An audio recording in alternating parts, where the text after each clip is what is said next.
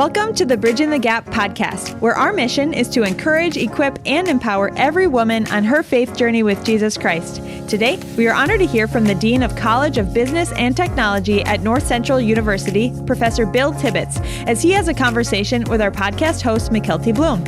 In this authentic and humorous episode, they discuss what it means to lead and be led as an introvert or extrovert. Bill explains how he has seen introverts and extroverts perform differently in their leadership roles. He also gives personal examples and practical advice for leading well no matter how similar or different you are from team members, as well as why it's so important to have both strengths on your team. Speaking of leadership, as Bridging the Gap loves to encourage the leadership potential in every woman, we want to invite you to join us for the 2023 Thrive Conference Friday afternoon leadership sessions with speaker, author, and podcaster Annie F. Downs.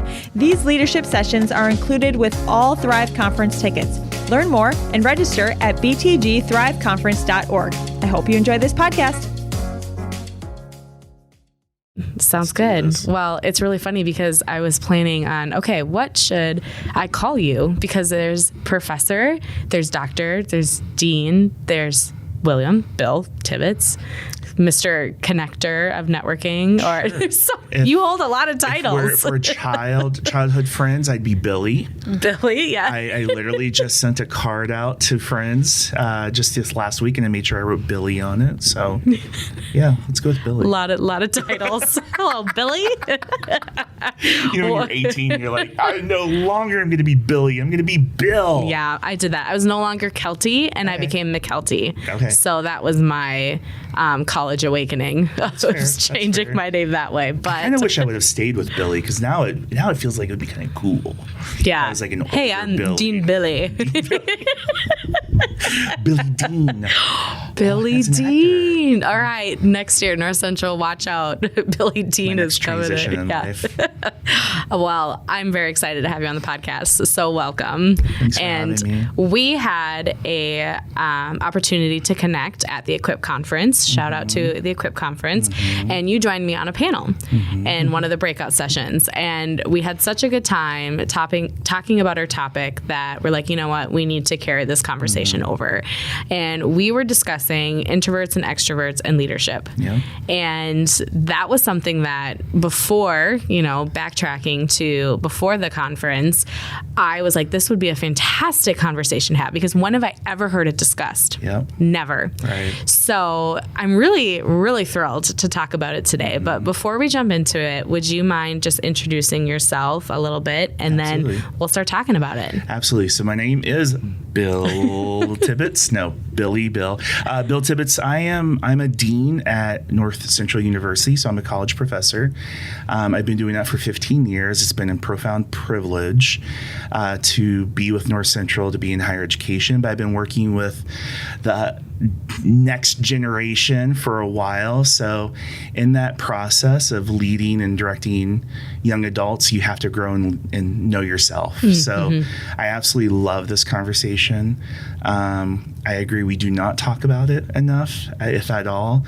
And I think there's a lot of stereotypes out there to be debunked in this space, especially for Christians. Yeah. So, yeah, I'm looking forward to it. Because I feel like with the stereotypes, as Christians, we get into this like very far one side of we can't label ourselves. We can only identify, as what Christ has called us to be and who we are in Christ. 100% true. But I think that there is something to be said about understanding who Christ made you to be and realizing that we are all built very differently and that there's patterns between some of us. That's why things like Strength Finders and Myers-Briggs, like all of those things are really helpful for a lot of people to be like, oh, okay, I understand myself a little bit more. And I think that label, introvert, extrovert, I've heard omnivert, I've heard, a lot of different things. It can be helpful just to dive into that a little bit. Yeah, I always feel like it allows us to understand our disposition, but the Lord calls us, regardless sometimes of our disposition, to go to a place, and that's why I like this conversation a lot. So let me bring this to the table. Let me share my personality profiles here to understand my background. So I'm an Enneagram 5. There it is. Okay. And I have all the wings and all that fun stuff too. Enneagram 5. So Enneagram 5s, I always like to describe for those who don't know. 5s like to have their backs up against a wall and observing the world around them. They look at the world in patterns and shapes. And like to make sense of things, or sense makers. Myers-Briggs, I'm an INTJ. My T and F sometimes flip, but INTJ. And then on the disc, a DCI, somewhere in that space. So I'm really introverted. And whenever I say that, and those who have been around me, they were like, no, there's no way. Yeah, that was my first instinct when I found out. Absolutely, I totally get that. And I want to unpack that today with you, because and you're going to hear me say this quite a bit during our time together, it really does come down to intentionality. Understanding our personalities and our personality disposition. I don't care if you're extroverted or introverted. It really does come down to, are you intentionally loving on those in front of you? And when I lead with that, if that's the tip of the spear and the Lord tells me what love looks like, it almost doesn't matter where your personality is or where it starts. Like, I just need to love. And wow, see, I'm going deep quick. No, I love it. Here we go. No. Ohio State University came out with some research years ago, and it's been used a billion times over, but it's called situational leadership. Situational leadership. It's leading to the situation.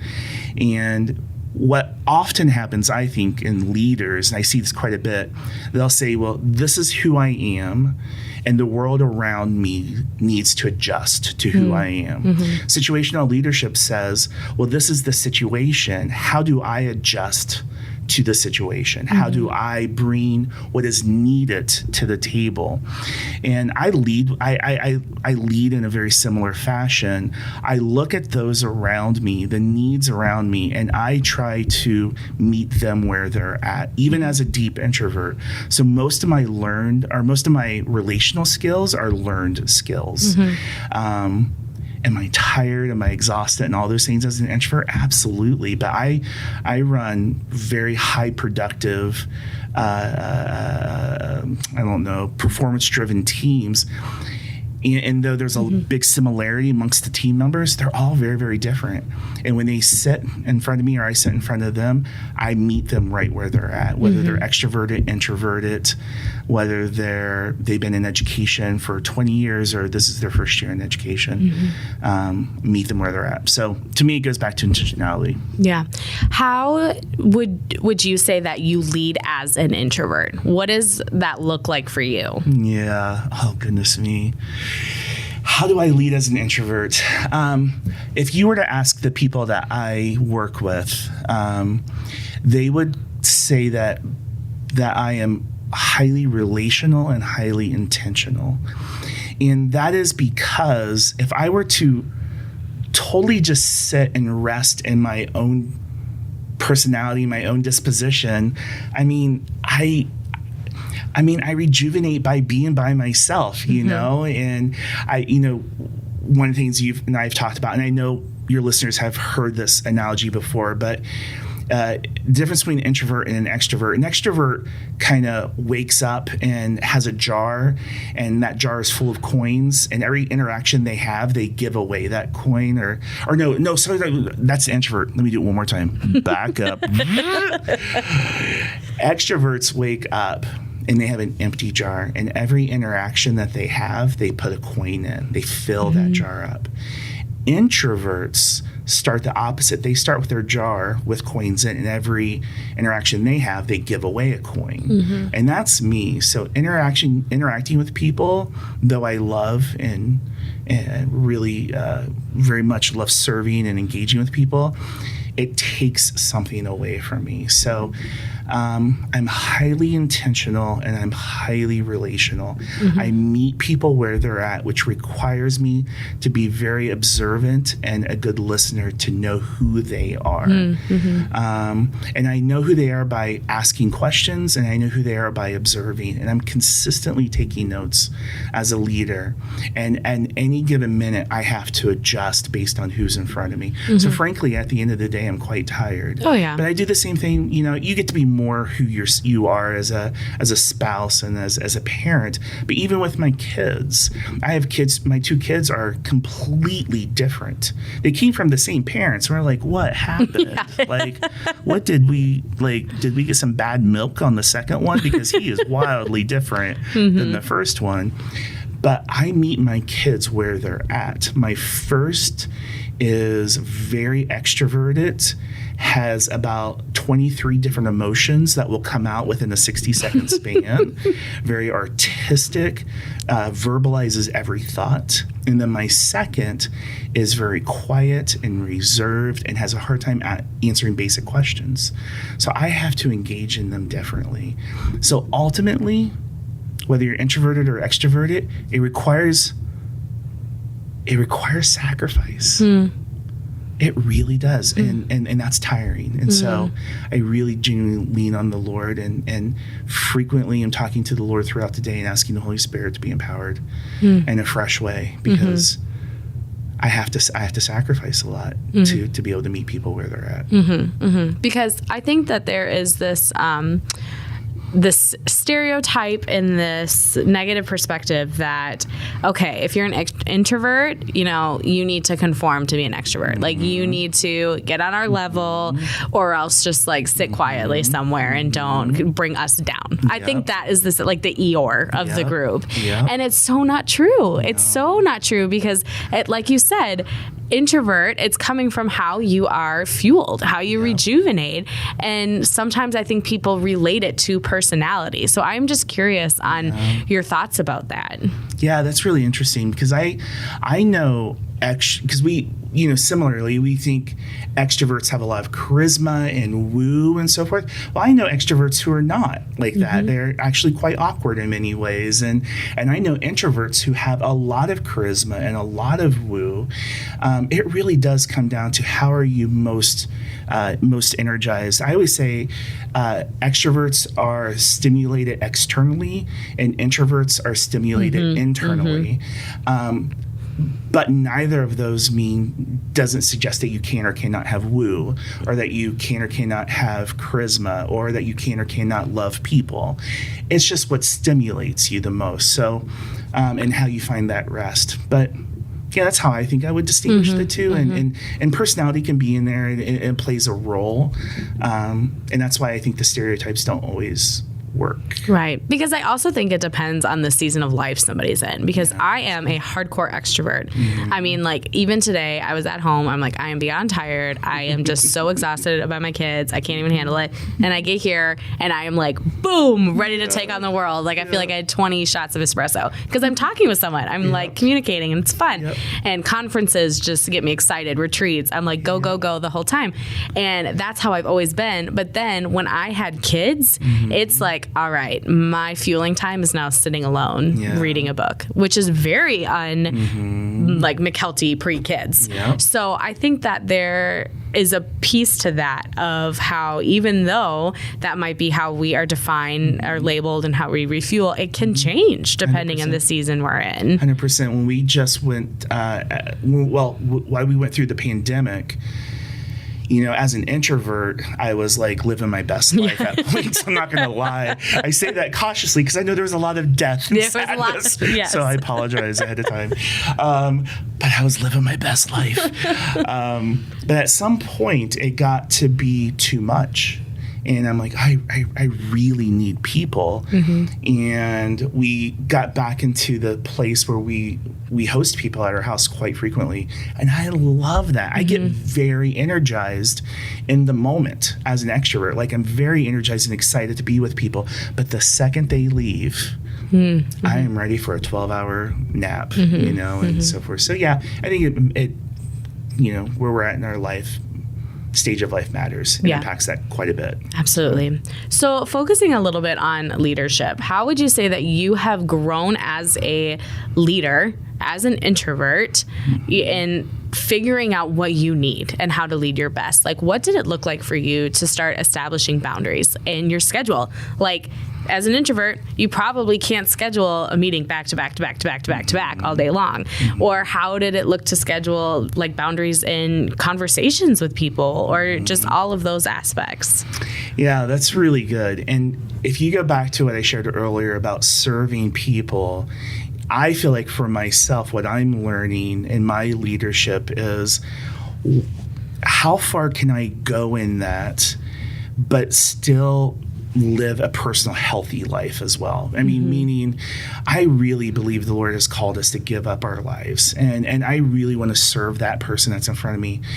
But when that line is more than just one person and it's 20 people in one day, and it's not just one day, it goes into a week, and a week goes into a month. And after a while, you're just like, I'm exhausted. And when we get exhausted emotionally, then we get physically and spiritually tired. Things can go wrong. And so I live, die, and breathe by my calendar, but I give permission for the Holy Spirit to change it as needed. And so one of the things that I have learned, how do I live as an introvert leader and how do I manage that? I think most people would be shocked to see my calendar. My calendar, when it comes to meetings especially, I'm in meetings from 8 in the morning till 5 at night, but I actually schedule my calendar from 5 in the morning until about 10:30 at night. Oh, wow. And I schedule every 20 minutes. Oh my gosh. And now sometimes, now let me say this, sometimes it is 6 to 10:30 family. I don't schedule those 20-minute blocks. It's just family time. It's 20 minutes for dinner, right. 20 minutes for conversation about school. No. Let me tell you, I'm joking. That would be kind of awesome. You got me thinking now. No, I do every 20 minutes. And there's a couple of things that helps me as an introvert. One, I learned that it helped me to focus and get engaged quickly with people. And I think that would help extroverts quite a bit as well, because extroverts you can stay at the surface or dodge the issue so much because we're just talking and having fun, and it could be 15 minutes, 20 minutes before we can actually get to the root of the meeting. So 20-minute slots help me quite a bit, and meetings are either 20 minutes, 40 minutes, or 60 minutes. And then I put breaks. In between those. I don't do a ton of breaks. I do about 2 breaks throughout the day to give me time to think, breathe, and process. But after my meetings, I actually take copious notes. And that note taking for me as an introvert is my time to process the conversation that we just had. It's intentionally saying, this is what I heard, this is what I said, or what was said, and this is my interpretation of that meeting. Here's some future stuff I need to think about. I sounds kind of psycho now I say this out loud. It kind of makes sense, because I'm wondering, do you do that because when you are in the meeting, you are trying to be so intentional, you're trying to be so present that you're just focused, and then when they're gone, you're like, okay, I have to quick put that all down. Yep, I have to. That's exactly what it is. So if I capture it, and then when they come back, okay, you know when you go to the doctor and they're like, so, hey Bill, how's Ada and her heart transplant? And I'm like, oh, you remembered my daughter's. You know me. You know, that bro don't know me. He just looked at his notes from the last time we talked. You know, that's exactly what helps me in this scenario. It helps me to really love on people and I can get to re-engage into the conversation pretty quickly. And then the other thing I do is at the end of the day, I learned this from a peer of mine several years ago. I have what is called a reset time at the end of my workday. It's on my calendar. It's 20 minutes. It's the 20 minutes that I sit my phone down, I close my laptop, I lock the door to my office, and I do something for 20 minutes that resets me so that I can go home and be the best version I can be. And sometimes I'll doodle and draw. Sometimes I'll read a comic book with my son because he's reading Garfield, so I'll take one of his Garfield books to the office and read. I do something to reset so that I can be focused and be able to love accordingly the next part of my day, which is my family. So yeah. Well, I think we could both agree that having multiple different personality types on our team is important. Yeah. Because, I mean, you have to have people with different perspectives, different life experiences, different ways of thinking and organizing. And I am just curious for you, what has it been like to really establish ways of being a leader for both, being a leader for introverts, being a leader for an extrovert? Like, did you feel like that was really natural for you to introvert, or was there one that you're like, this is actually hard to lead other introverts, or vice versa? Yeah, that's a really good question. I think it goes back to how I lead and structure teams despite personality profiles. And that is, I'm highly collaborative. I lead highly collaborative teams, and I'm very intentional in that process. Highly collaborative teams will sit around the table and we'll put the mission, issue, objective, whatever it is, at the middle of the table. And we will say, regardless if you are introverted, extroverted, seasoned or new, a 5 or 1 or whatever, it doesn't matter where you're coming from. We are all going to focus on what's at hand, what's in the middle of the table. Autocratic leadership, I tend to see that in both introvert and extroverts. Autocratic tends to be easier because it's more dictatorship, it's more controlling. Autocratic puts at the center of the table, the goal is control. Even if there's good intent behind it, the center of the table is control. So I put us around the edge of the tables. We get rid of our egos. We get rid of our pride. We get rid of our titles. If you were to watch a meeting that I lead, if you did not know me or anyone else, you would not know that I was the dean. But everyone around the table knows that I'm the dean. And because we have shared power. And that's not an extrovert or an introvert thing. Now, that being said, I do have to pay attention. I have extreme introverts in my team I lead, and I have extreme extroverts that I work with. The extroverts are always the first to talk, right? They always want to talk first, and they have the ideas, and they want to go and so forth. And the introverts almost look like they're angry to be there, right? Because none of us have great face when it comes to processing. And because of that, and because I've built trust on that team, I can say to the extrovert, hey, can I put you on pause for a second? And hey, so-and-so, my introvert, what are you thinking? Because I know you're thinking, right? Which is a perception of, sometimes we think people are not engaged. No, they're engaged. There's processing, and I have to give them a runway to engage. Extroverts can laser sharp jump into a conversation at any point and be good to go. Introverts, you have to give them a runway to ramp up into the conversation.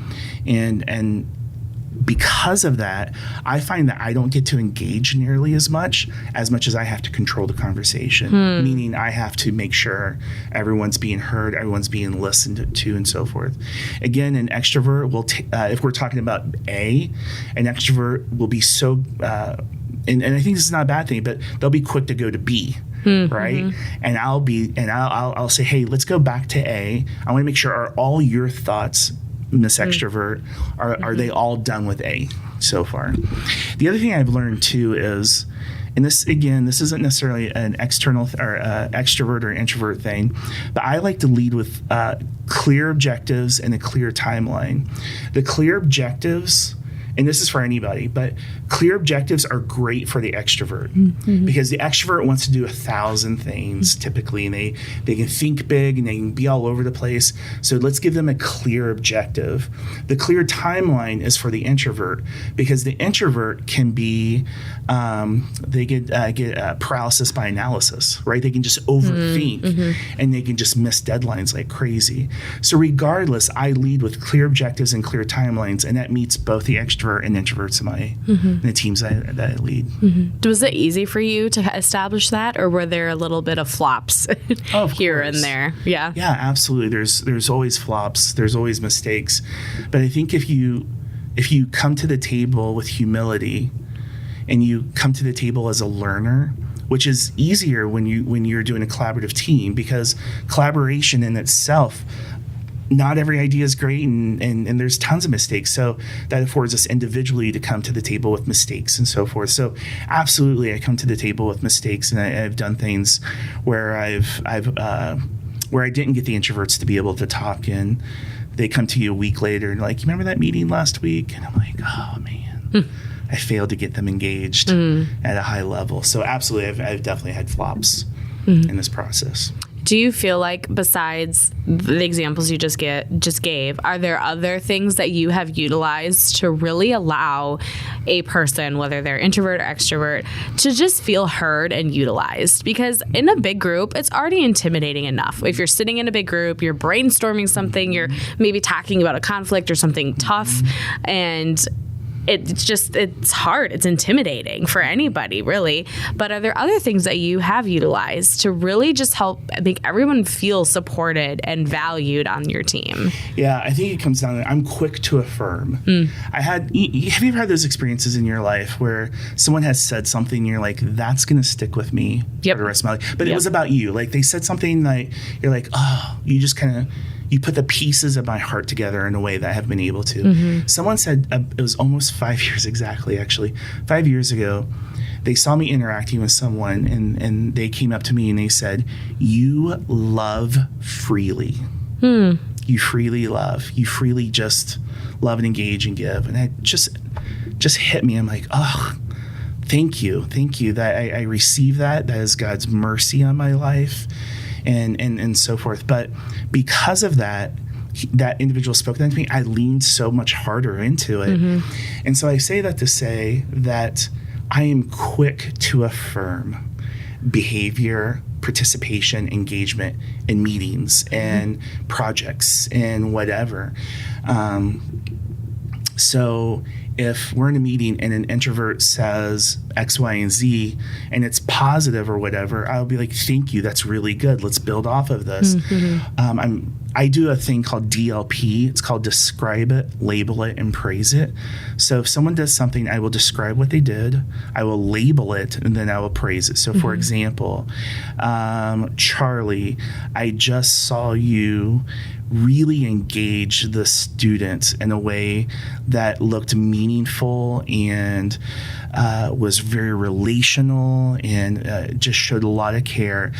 That's describe it. So I'll label it. That shows me that you are a very relational leader. Praise it. Thank you so much, Charlie, for doing that, because that's who we're trying to be as a college, as a department, as a whatever. So I describe it, label it, and praise it. So another example, I just did this yesterday. I was in a meeting with someone. I took second chair. They were leading the meeting. It was a teammate of mine. They did such a phenomenal job. They're more introverted. So the meeting was done. I went straight to my computer and I sent them an email and I said, this is what I saw. I thought it was phenomenal. I think it will lead to great things, so forth and so on. And sent it to them, and you would thought I handed them gold, right? So the extrovert needs that positive reinforcement frequently. The introvert doesn't need it as frequently, but they need it to be more deep and meaningful. So that's how I distinguish that. Hey ladies, you and all your female friends, family, neighbors, and church community are invited to the largest Bridge in the Gap party of the year, the 2023 Thrive Conference. Join us this October 6th and 7th at the Mayo Civic Center in Rochester, Minnesota for a weekend with incredible speakers like Annie F. Downs, Bianca Juarez-Olthoff, Hosanna Wong, Gabrielle McCullough, MCs like Susie Larson, Amber Gersman, Portia Allen, Pam Steinley, and worship with Emmanuel Live. We'll also have the Thrive After Party with shopping, food, and activities, as well as the appetizers for dinner with Hosanna Wong on Friday night, lunch with speakers on Saturday, more shopping, the Hope Project feature, and other surprises. This year's theme is called Pursuit, which is focused on pursuing the Word of God. This event is for women ages 12 and older. We have special pricing and exhibitor pricing at btgthriveconference.org, and groups of 40 or more to register by September 1st will receive group seating. Also, as a special gift to this year's 2023 high school graduates, we want to invite you to attend for free. That's right. If you just graduated from high school, email us at info@mnbtg.org to request your coupon code for a free Thrive Conference ticket. Register to join us at btgthriveconference.org. We can't wait to see you there. So with an extrovert, I can say good job all day, and it's like, I noticed, I'm good. As an extrovert, I agree. Right? Yes. But with the introvert, they almost never want you to say good job. They want you to be specific. Well, what do you specifically mean, right? So I have to take more time and so forth with that. Well, and I just want to speak for a moment on the power of words from a leader, because on the flip side of that, one of the things and reasons of why I think it is important to understand your people in your team is because then you can affirm them and you can coach them in different ways in how to act as a team. I remember years ago, like 5 or 6 years ago now, I was in a group discussion and talking, and if I get really excited about something, I've calmed down a lot now, but I am like, we're brainstorming ideas, just shout things out, like we're collaborating as a group. And so I was doing that, and so then the person leading this meeting in this group said, all right, what are other ideas? We know McKelty probably has more, but what do other people think? And it just shot me down. I just was like, oh, am I, I'm in my head. And I'm sure so many people listening right now can relate and have a moment where they still think about a circumstances like that from years ago. And it still makes me insecure in 100%. Meetings to this day, where I'm like, I have an idea, but so-and-so didn't answer yet, so maybe I'll just be quiet and wait. Like, I get so insecure about it. And that definitely wasn't a way to approach it from this leader, and maybe doing it a little more gently. But you have to be aware that sometimes your introverts are very sensitive. I mean, your extroverts are very sensitive and stuff like that. But learning how to approach those circumstances and instead saying, I want to hear from everybody instead of pointing out somebody like that. But so I just think we do need to be very careful with our words and how we are facilitating a team. Amen. I totally agree with you. How many times have all of us had experiences when we've been told we're either too much or too little? I'm just like, no, please. And it's rarely that. It really is rarely that. That is such an easy label and statement to make for someone, because you don't have to dig deeper for either get to really know the individual or just be intentionally handle that situation much better. So it's just a cop-out. It's a cop-out statement. And I've had both. I've had, when I was younger, this is how introverted I am. When I was younger, my parents took me to the doctor, and I very distinctly remember this, one of my very first memories as a 5-year-old. And they were like, he does not talk. He does not talk. Something is wrong with him.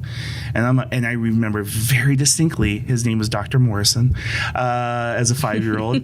And I'm like, no, I'm good. I just like to listen, and kind of thing. And so my very first memory is I'm not enough. And then I've been in meetings where I'm so deeply passionate about the vision, and I'm so committed to something that I want to talk and engage and get other people locked in and so forth. And then you're told afterwards you're too much. It hurts. It really, really, really hurts. And that's why I think I'm so driven to lead situationally, because I just want to meet people where they're at. And because of that, I can help guide and direct the over-talker and the under-talker without telling them, I would never say to someone, you're talking too much or you're not talking enough. You are talking plenty, and you're going to help us make space for others. And I know that you're thinking, and we need to hear that. We're incomplete if we don't hear you. Those are just really important points for any leader listening right now too. Even if you don't lead a big team meeting and you lead your house and your kids, these are great points to make sure every kid is heard, every person is feeling affirmed and just who they are, how they absorb information, how they share information. And those are just really encouraging notes for all the listeners. And this just made me wonder, and I know you've shared a little bit how you feel about leading, but in the grand scheme of leaders, do you think people are more apt to want to lead similar types to them or different? Because for me, sometimes I really like to lead and be around other introverts, even though I'm an extrovert, because if I'm around a bunch of extroverts, we get nothing done. We are just like brainstorming, and there's no execution. Like that can happen so often. So I always need that person in the group to be like, okay, so then what's our next step? Like I need that. So I'm just curious on your thoughts. I think what you just shared though is you're being very intentional. You know, and you're saying, I know that we need X, Y, and Z, and therefore we're going to go after it. But I think by human nature, birds of a feather flock together, and I think we like to find people who are very similar to us. That being said, I don't know if I necessarily look to build teams and categorize them as introvert or extrovert. I like to know where they're coming from, but I look more towards their values. What are their values, and are they teachable? Do they have drive and so forth? But that being said, I tend to believe and see and experience that extroverts often get pushed to the top of the leadership chain quite a bit. And again, extrovert does not mean you have a very specific personality type. It just means you're rejuvenated by being around people. But that, with that in mind, I often do find those with more charisma and more woo and so forth tend to get elevated to the top, but they often sometimes lack the ability to move the ball down the field. And that's not necessarily a bad thing, because I love woo. I love charisma. It creates energy, right? It creates a lot of great energy. But the energy without substance, after a while, there's nothing that no one wants to follow that. There has to be profound follow through for people to stay engaged. So that being said, sometimes I get a little salty as an introvert because I'm not out there wooing the world, and I'm not as clean and sharp, and I don't have the perfect hair or the perfect skin, and I'm not tall and all this other stuff to be elevated by man's eyes into leadership roles. That's just so interesting that you feel that way, because I see you as someone with so much charisma and so much exuberance that has continued to move up. Every single person that I know that knows you is love Tibbetts. You're leading things at North Central. So I'm just so curious of, do you think it, I'm trying to figure out how I want to word this. Do I have body dysmorphia? No. Yes. Let's just make this all of a sudden a self-care podcast and just really dive deep into therapy session just turned here. Into group counseling. And yes, I believe in therapy. I love therapy. Everyone needs therapy. But truly, is it an introvert extrovert thing, or is it a charisma thing? Growing and as a leader, why do you think, to your statement, that introverts don't elevate? Is it because they aren't wanting to take the next step? They don't want to promote themselves in that way and to ask for the promotion or apply for it? Is it because they feel like society tells them you can't lead because you aren't vocal enough, you're not loud enough? Where do you think that really truly breaking it down comes from? I'll say this, there's so many nuances in everything, right? Especially this question that I don't know. I don't know. And I'm sure someone much smarter with much better research could provide a better answer. That being said, I think in general, introverts have to often learn their relational skills, whereas extroverts grow into them really quickly, much quicker than most. Because of that, relational skills can actually get you promoted oftentimes much quicker than even being great at the job. And I believe that. I'm speaking as one that comes from the marketplace. Yeah. And I'm in higher ed now. I'm in Christian higher ed, and frankly, I'm not sure if it's too different there as well.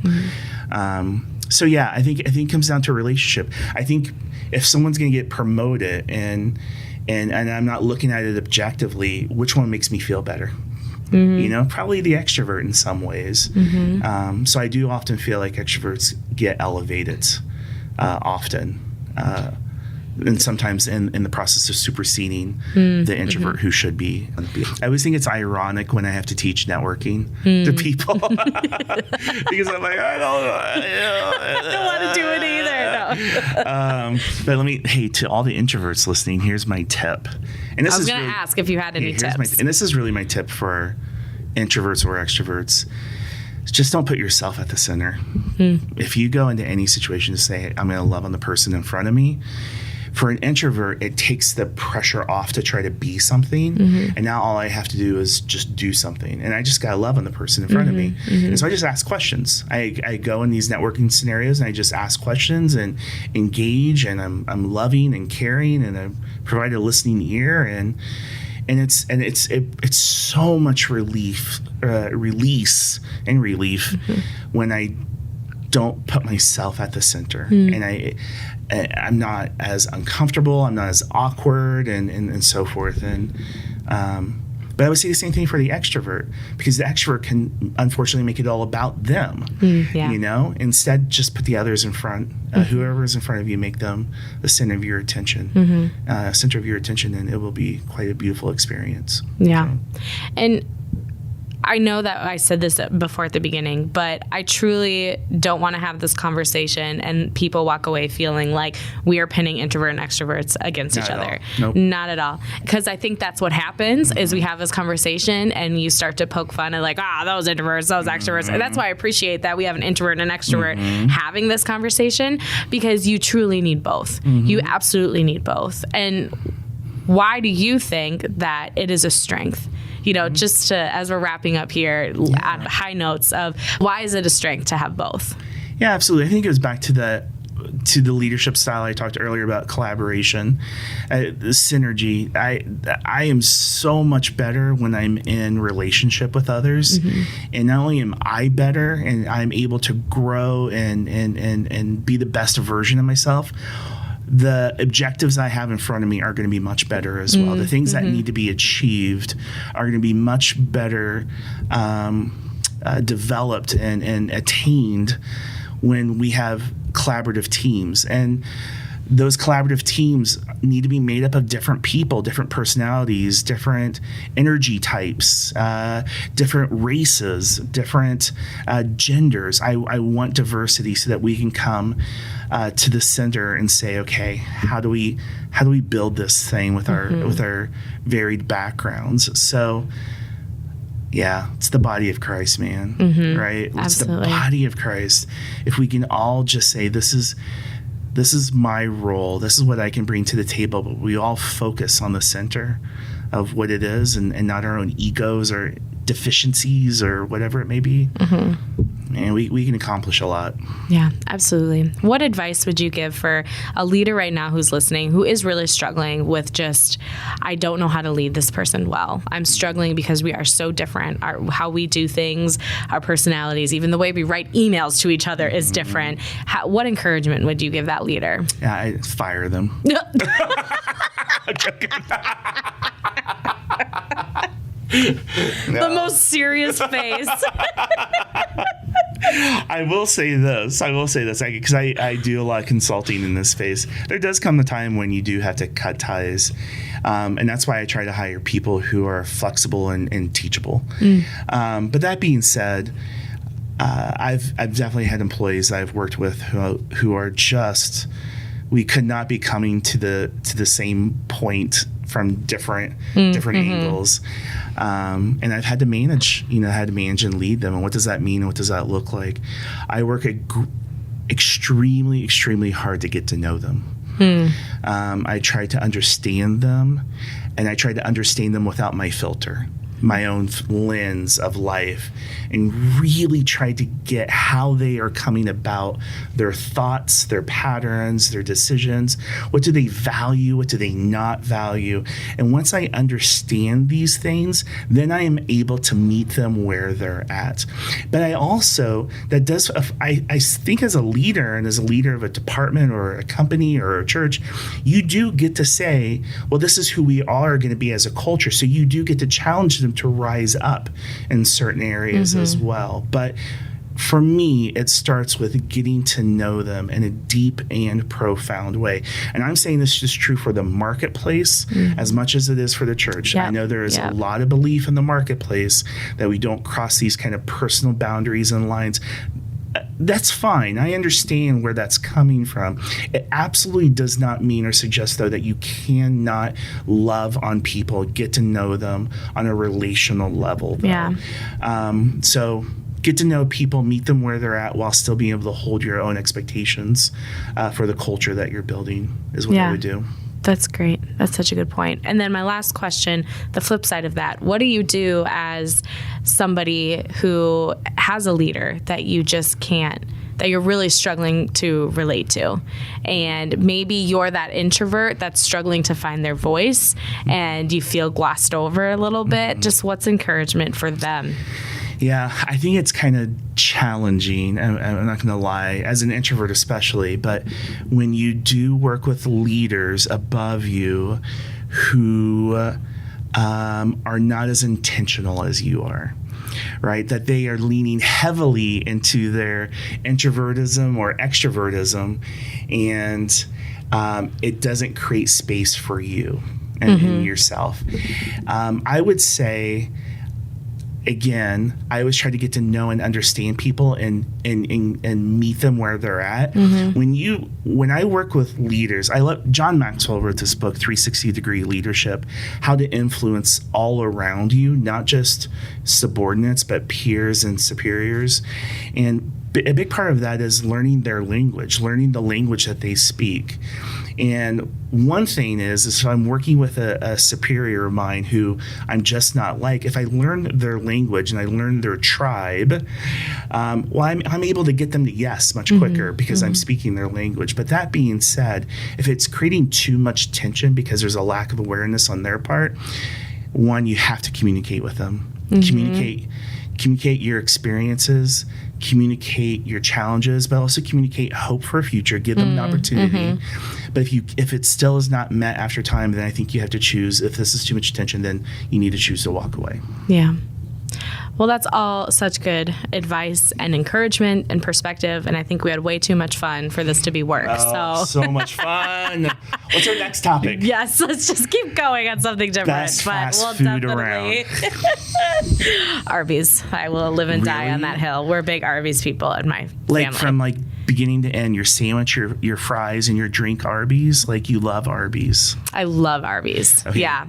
The buffalo chicken sliders, I avoided them. Yep. And then I finally got on board and now I can't stop. It was that, and the jalapeno poppers killed me in my pregnancies with that heartburn. But we powered through.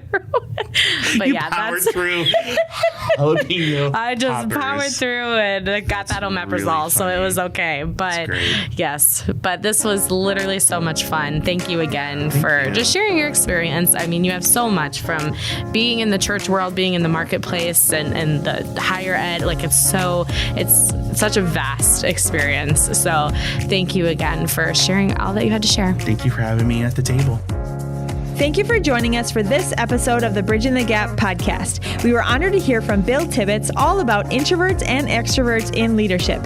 We hope you took away practical tips for how to excel and feel confident in your personality type on your team. We'd love for you to share this episode with a friend or rate and review the podcast wherever you listen. Learn more about Bridging the Gap at mnbtg.org by downloading the Bridging the Gap app through your app store or by following MNBTG on social media. Thank you for joining us today, and we look forward to being with you next time on the Bridging the Gap podcast.